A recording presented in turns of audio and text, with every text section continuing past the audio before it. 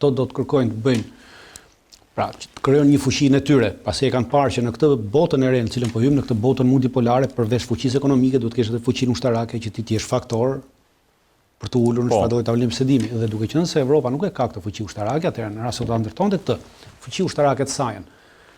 Për këtë ide, për këtë çështje që për të bërë fuqi që nesër neve të garantojmë sigurinë tonë, të garantojmë gjithçka, të garantojmë marrëdhëniet ndërkombëtare në të tëra këto, atëherë kjo do të ishte shumë diçka normale. Por në retorikën e sotme të Bashkimit Evropian është që këto para që janë dhënë, që këta po duan të japin ato 800 diçka miliard euro, pra do të jenë për të prodhuar më shumë armatim dhe një pjesë e këtij armatimi do të shkojë Ukrainës. Pra, për të bërë luftë. Për të vazhduar luftën dhe për të bërë luftë. Dhe në rast se ti armatosesh për të bërë luftë dhe e përcakton qartësisht që armiku është Rusia, pra ne duhet të bëjmë luftë me Rusinë, atëherë kjo është çmenduri totale. Kjo është luftënxitje dhe vazhdimi i kësaj lufte dhe vazhdimi i kësaj agonie të Ukrainës. Pra, vazhdojmë në atë që Evropa shef interesin e saj, pra të luftojmë kundër Rusisë nëpërmjet Ukrainës derisa Ukraina si fundit të vdes. Po pastaj ç'do bëjnë? Pastaj do luftojnë vetë. Nuk ka asnjë kapacitet as politik, as ekonomik që Evropa të mund të angazhojë nesër vetveten, pra qytetarët e saj në një luftë kundër Rusisë. E ka të pamundur totalisht, pavarësisht se kjo kastë menaxheriale e këtyre eurokratëve, të cilëve i duket vetja se po rikthejnë historinë mbrapsht, pra dikujt i duket vetja si Hitleri, dikujt mund i duket vetja si Napoleoni, dikujt mund i duket vetja si Bismarcku. Pra këto janë shpendurirat e tyre të momentet që po i kushtojnë shtrenjtë Bashkimit Evropian dhe këtij komuniteti të tërë. Juve thatë kanë një plan. Plan nuk ka. Pra ka vetëm një, do japin këto para për armatim. Plan se si do të bëhet ky armatim. Riarmatimin e Europës dhe një pjesë është dedikuar për Ukrainën. Pra ky armatimi i Europës si do të pra Bashkimi Evropian vjet 800 miliardë euro. Sot Bashkimi Evropian nuk ka sot për sot asnjë lloj mekanizmi për ndarjen e kësaj paraje. Pra si do ndahet? Nëpërmjet shteteve. Do ndahen mbas të rëndësisë tyre ushtarake, mbas të rëndësisë tyre politike, mbas madhësisë tyre ushtarake, si do të ndahet? Pra nuk ka asnjë lloj plani i tillë. E para, nuk ekziston plani si do ndahet. E dyta, kur të ndahet, për çfarë do përdoret? Pra si do përdoret? Do prodhojmë tanke, raketa, thot zonja. Okej, shumë bukur. Për të prodhuar ato tanke dhe raketa ti mund të prodhosh, por kjo nuk do të thotë që ti je gati dhe ke realizuar mbrojtjen tënde. Se është njësoj sikur unë sot të vendos dhe të blej 50 kallash. Dhe unë i marr këto 50 kallash dhe i mbaj në shpitim dhe them unë jam gati për mbrojtje. Po kush do t'i përdori këto 50 kallash? Unë vetëm një mund të përdor. Pra mund duhen edhe 50 veta për të përdorur këta 50 kallash. Pra, është e paqartë po thua. Pra, absolutisht, pra nuk ka asnjë lloj plani, asnjë lloj strategjie. Është thjesht një vazhdim i lutë, pra të gjitha këto do të përdoren për t'ia dhënë Ukrainës, nuk janë për t'i përdorur Bashkimi Evropian për rritjen e kapaciteteve ushtarake të Bashkimit Evropian. Jo, sepse përsa do prodhojmë tanke dhe raketa thonë. Pra këto tanke dhe raketa do ja japin Ukrainës. Pra të luftojë Ukraina deri në Ukrainën e fundit. Plan konkret dhe të qartë, një strategji për riarmatosjen dhe fuqizimin ushtarak të Bashkimit Evropian nuk ka. Prandaj po them, ti në rast se do të prodhosh këto, ti duhet të prodhosh, pra në rast se ti do prodhosh 4000 tanke, raketa e diçka tjetër, ti duhet të shtosh një ushtri prej 500.000 vetash. Pra ku është ky plani? Dhe këto 800 miliardë euro nuk dalin për këtë ushtrim për 500.000 vetash. Të duhet edhe një 800 miliardë tjetër sepse ti do angazhosh, pra do t'i marrësh ta njerëz. Aktualisht sot Evropa pavarësisht se mund ta bëj, një pjesë e madhe e vendeve të Evropës kanë nisur të bëjnë të ndryshojnë ligjin për çështjet e ushtrisë, pra ta bëjnë ata shërbim detyrueshëm. Por edhe ky shërbim i detyrueshëm ka kosto. Pra një pjesë madhe e vendeve kanë bërë ligjin, po akoma nuk kanë nisur aplikimin. Pse? Sepse ky aplikim ka kosto, pra ti duhet ndërtosh ato baza të cilat i ke prishur, ti duhet ndërtosh logjistikën e tërën, ti duhet të krijosh trajnuesit, pra gjithçka. Dhe kjo është kosto vetë. Pra ti duhet ta përgatitësh këtë forcë. Dhe nuk ka asnjë plan konkret, pra asnjë lloj strategjie. E dyta, e treta, kjo është e dyta. E treta është në momentin që ti thua unë do ndërtoj, do bëj, okay, cili është objektivi jot për përdorimin e këtyre, pra objektivi taktik, operacional dhe strategjik?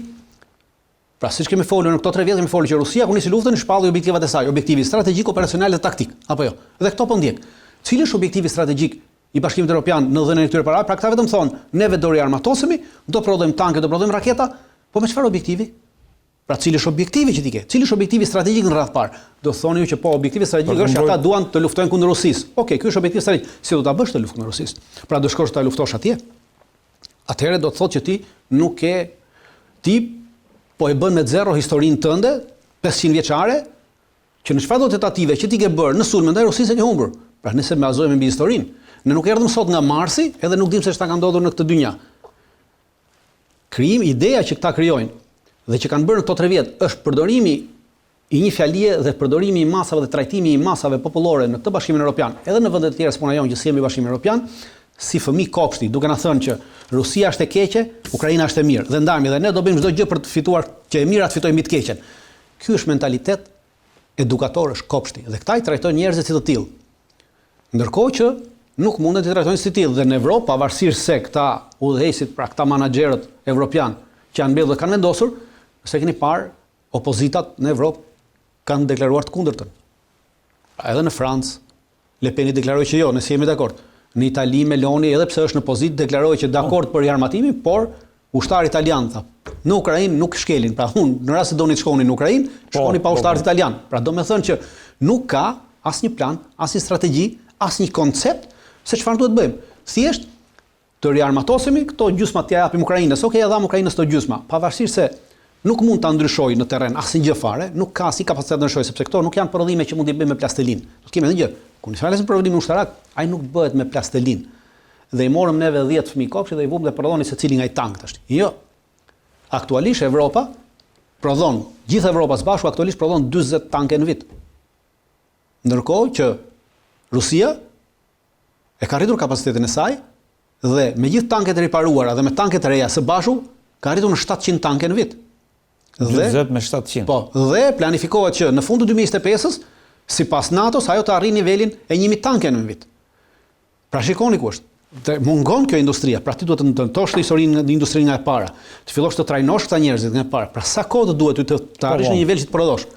Po, të mos harrojmë që në kohën që ti prodhon, edhe ai është duke prodhuar me këto ritme që po flasim, në mosat e të shtuara. Ka hyrë ritme më të shpejta, po. Ka rritur shpejtësi. Sepse është ligji fizik, është ligji i kimisë dhe fizikës, pra për çdo aksion ti ke një reakcion. Pra aksioni i Evropës është ne do riarmatosemi. Edhe ai do reagoj, pra do ketë një reakcion edhe ne do armatosemi më shumë.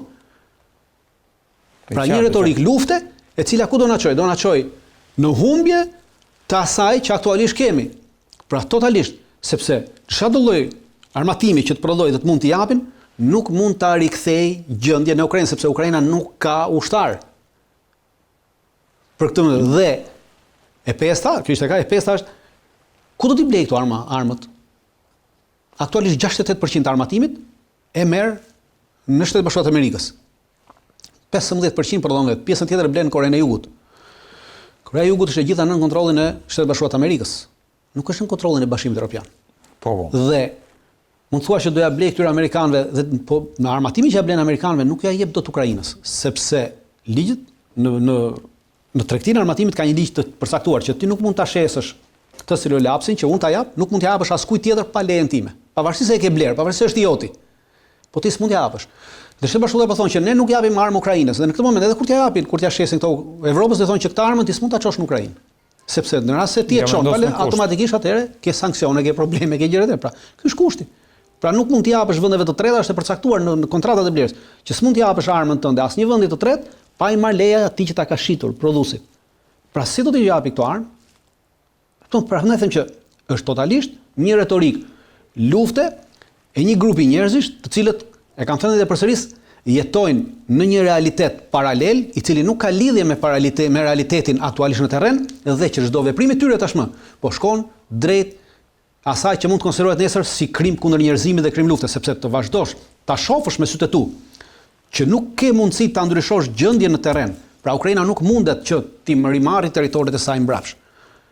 Dhe të vinë në pozicionin e forcës që tash që i mora territoret, ulemi dhe bëjmë çfarë do lloj marrëveshje duash ti. Dhe ti japësh Ukrainës akoma të vazhdosh ta japësh armatim në këtë pozicion në cila është, në këtë agoni, pra të çosh në agoni se do të thotë që ti po bën krim lufte se po çon njerëzit, e vetëdijshëm që nuk ke fuqi ta ndrosh situatën dhe njerëzit po i çon në kasapan. Dhe ky është krim kundër njerëzimit. Dritan, ndërkohë regjia kam edhe atë hartën e NATO-s edhe Rusisë nëse është e mundur për ilustrim. Ndërkohë Macron është një nga udhëheqësit e Bashkimit Evropian që ka marrë përsipër, le të themi, jo është harta tjetër, pastaj dalim te kjo. Ka marrë përsipër, le të themi, të bëjë atë zëdhënësin e politika europiane, ka folur sërish për një ombrellë bërthamore për Europën. Ka folur dhe ka thënë që kemi arritur që t'ia çerrim maskën Rusisë. Rusia nuk kërkon një armëpushim thjesht për të arritur një paqe afatgjatë, por kërkon një armëpushim për i marrë veten dhe pastaj për të na sulmuar. Si e vlerëson? Ka pasur një fjalim para popullit francez, Macron, ka folur, domethënë, ka folur një retorik lufte. Si e vlerëson këtë moment? E vlerësoj një delirim total, siç e thash, një menaxher i cili po deliron në fantazinë e tij, një fantazi që s'ka lidhje me realitetin, që nga deklarat e para Rusia nuk ka kërkuar armëpushim. Pra është kundër çdo lloji armëpushimi. Thot, ose arrim një paqe, pra një marrëveshje paqe të qëndrueshme, armëpushim s'ka. Pra nuk ekziston ideja e armëpushimit në këtë moment. Jo, dakor, mbase ideja e armëpushimit ekziston nga ana evropiane që të bëjë arrim një armëpushim dhe të riarmatosim Ukrainën, të bëjmë atë që bëmë në 2015 në marrëveshjen e Minskut, që e kanë pranuar pra në marrëveshjen e Minskut, e bëm marrëveshjen e Minskut për të riarmatosur Ukrainën që të ishte gati bënte luftë me Rusinë. Dhe duan të arrit një të gjë. Po. Rusët e kanë thënë që ne nuk jemi për armëpushim, pra armëpushim nuk ka për të pasur, ka për të vazhduar lufta derisa kjo Ukraina të rrëzohet totalisht. Kur të rrëzohet Ukraina, ç'do bëjë Evropa? Pra është një pyetje shumë e thjeshtë. Në momentin që Ukraina rrëzohet, humbet çdo lloj kapaciteti ushtarak, çdo lloj fuqie ushtarake, dhe në momentin që e shohin atje do të ketë probleme politike të brendshme, sepse normal pjesë e mirë e politikës atje do të shohin të ardhmen e tyre. Pra, kjo punë mbarojtë ç'do do bëjmë më mbrapa, sepse është natyra njerëzore. Çdo kujt që ndodh një fatkeqësi, do qaj, do mbaj zi një javë, 2 javë, 1 muaj, po pastaj më mbrapa, edhe zia, edhe me kuran, zia është 40 ditë. Pastaj thot vazhdo jetën. E njëjta gjë është natyra njerëzore, edhe ata do shohin pra u shkërmoqën, e humbën, nuk kanë kapacitet të marrin territoret e tyre. Rusia mori më shumë territore, ato që kanë aneksuar, ndoshta edhe në gjë tjetër më mbrapa, nuk ka më kapacitet ushtarake, kanë humbur gati 1 milion e ca ushtar të vrarë të plagosur, edhe ne thonë atëherë fuqisë kemi më atëherë çfarë do bëjmë? Atëherë do vazhdojmë jetën. Pra është natyra njerëzore e vazhdimit të jetës më mbrapa. Ata do vazhdojnë jetën. Po nuk do luftojnë, ç'do bëj Evropa në këtë mes. Dhe Ukraina do mbetet, ajo pjesë e Ukrainës që mbetet, si Ukrainë, ajo do mbetet një zonë neutrale në mes. Pra ky është interesi dhe ky është qëllimi i palëve, që Ukraina të vazhdojë të mbetet zonë neutrale. Nuk ka pasur deri më sot nuk ka pasur asnjë deklaratë nga ana e Rusisë, qoftë edhe një, unë e sfidoj se Bashkimi Evropian nuk na pierdh neve, nuk më ngjon mua ose ty. Po çdo kënd që është mbështetës i kësaj ideje delirante të nxjerrin në këto 3 vjet, edhe më përpara një deklaratë të Rusisë që thotë që ne kemi ndërmend të luftojmë Bashkimin Evropian, të bëjmë luftë, marrim territoret bashkë, një deklaratë të tillë, ndërkohë që unë mund të nxjerr me 10 dhe me 100 deklarata nga ana e udhëheqësve të Bashkimit Evropian dhe të NATO-s, të cilët thonë që qëllimi jonë është të shkatërrojmë Rusinë, të shpërbëjmë Rusinë. Pra, shihni retorikën se si ndahet. Dhe këta më thonë vazhdojnë me të njëjtën retorikë që Rusia do të na sulmojë. Nuk i sulmon. E para, Rusia nuk ka asnjë kapacitet ushtarak të sulmojë Bashkimin Evropian sot. Po në 5 vjet, as në 5 vjet, as në 10 vjet. Në rast se neve ndalim aty ku është sot, Rusia i ka si thash 1.500.000 ushtar, aktualisht është duke rritur, duke prodhuar kapacitete të reja dhe mund t'i çojë deri në 1.800.000 forcat e saj ushtarake. Total. Po. Aq ka për të çuar 1.800.000. Me 1.800.000 ajo është vetëm bëj luftë në Ukrainë atë që po bën. Më tutje nuk mund të shkojë. Po në rast se Bashkimi Evropian do të vazhdojë me këtë projektin e vet, atëherë ata do të duhet, edhe ata do të kundërpërgjigjen, si thash, do të kenë reaksionin e tyre dhe këto forca mund të shkojnë deri në 2 milionë e gjys. Pra 2 milionë e gjys forca plus 5 milionë rezervistë, thon 7 milionë e gjys. Bashkimi Evropian i gjithë i zbashur nuk mund të nxjerrë 7 milionë e gjys ushtarë nesër për të luftuar me Rusinë. Nuk mund të nxjerrë dhe s'ka asnjë kapacitet të nxjerrë. Fare. Kapaciteti janë zero. Pra kjo është ideja. Në rast se do të vazhdojmë, Rusia do të vazhdojë të bëhet më e fortë. Në rast se do ta lëmë këtë, Rusia do të mbetet kjo është e fortë. Është ushtria më e fortë aktualisht dhe më e përgatitur në botë. Sot për luftë. Por do të mbetet këtu, pra në rast se arrim një marrëveshje midis Shtetit Bashkuar të Amerikës dhe Rusisë dhe Evropa thotë okay, dakor, u bë kaq, dhe në këtë marrëveshje që Shtetit Bashkuar të Amerikës po kërkojnë të arrijnë, është që të ndalet pra prodhimi i armëve, se pra të ndalim aty ku janë. Siç është përcaktuar disa atë që ta ndalim aty ku është. Pra ta ndalësh aty ku është. Macron tha që nuk mund vendosi Moska dhe Washingtoni për fatin ton. Po nuk po vendos njëri për fatin e tyre. Kjo që po vendoset pra, nuk e pranojmë këtë, tha. Po çfarë, po pra prandaj po them, ideja e këtyre është të bëjmë luftë. Po a ke kapacitet të bësh luftë? Nuk ke kapacitet të bësh luftë. Atë çfarë do bësh? Ti do riarmatosesh, atëherë ai tjetri do vazhdojë të riarmatoset. Pra ai do vazhdojë të bëhet më i fortë se ç'është. Po dhe apo shkojmë. Dhe në rast se shkojmë tillë atëherë kjo është e njëjta retorikë që kishim para luftës parë botërore edhe para luftës dytë botërore dhe do shkojmë në një përplasje. Në momentin që shkojmë në një përplasje, është mundur një përplasje. Absolutisht, një përplasje në këtë retorikë. Dhe në rast se këto elita luftë nxitëse evropiane, të cilat po shkojnë drejt një siç e thash dhe përsëris dhe kam për ta përsëritur sa herë të mundem që po bëjnë krim kundër njerëzimit me Ukrainën aktualisht në këto momente. Për sa kohë këto do të jenë pushtet, këto mund na çojnë, nëse këto do të jenë për 10 vjet në pushtet, pas 10 vjetësh do të na çojnë për plasë, sepse aq i duhet Evropës që të arrijë një kapacitetin cilën ajo pretendon që të arrijë me këto para që ka dhënë. Pra i duhet 10 vjet që të arrijë. Është plan 10 vjeçar, po thua. Nuk është plan 10 vjeçar. Po ta marrësh me kapacitetin e prodhimeve që ata kanë tashmë, që të bëhet gati, duhet 10 vjet që të arrijë në nivelin që ajo mendon se mund përballet nesër me Rusinë.